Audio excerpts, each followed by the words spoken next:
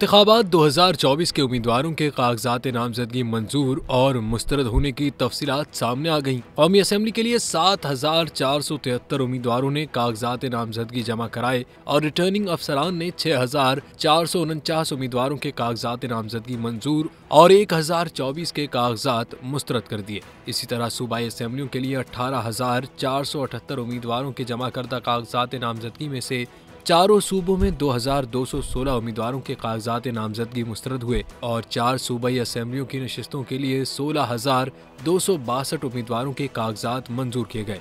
खैबर पख्तूनख्वा से कौमी असम्बली की नशिस्तों पर 152, बलोचिस्तान से 52 सीटों पर उम्मीदवारों के कागजात रद्द हुए, जबकि पंजाब से कौमी असम्बली के 521, इस्लामाबाद 93, सिंध से 166 उम्मीदवारों के कागजात नामजदगी रद्द हुए।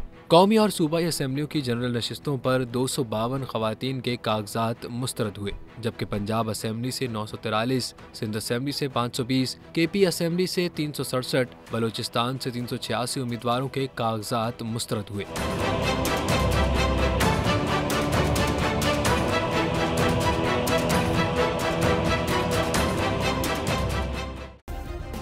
सब्सक्राइब करें और बेल दबाएं ताकि कोई खबर रह न जाए।